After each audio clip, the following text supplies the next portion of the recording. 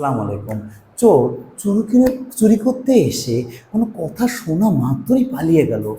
চোর বা ডাকাত পুলিশকে দেখেই পালিয়ে গেল।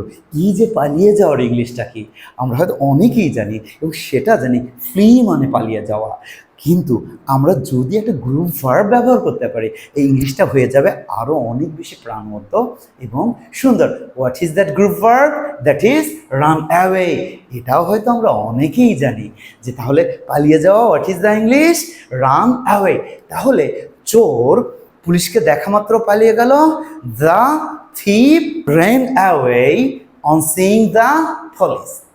এখন যদি আমি বলি কোনো কিছু নিয়ে পালিয়ে যাওয়া সেটাও কি শুধু রান অ্যাওয়ে? না, that is also very nice group verb. What is that? Run away with. কোনো কিছু নিয়ে পালিয়ে যাওয়া কি ইংরেজি আমরা পাচ্ছি? Run away with. তাহলে ডাকাত অনেক মূল্যবান জিনিস নিয়েও পালিয়ে গেল।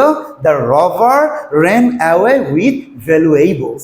চোর অনেক কিছু নিয়ে পালিয়ে গিয়েছিল। The thief ran away with many valuable things.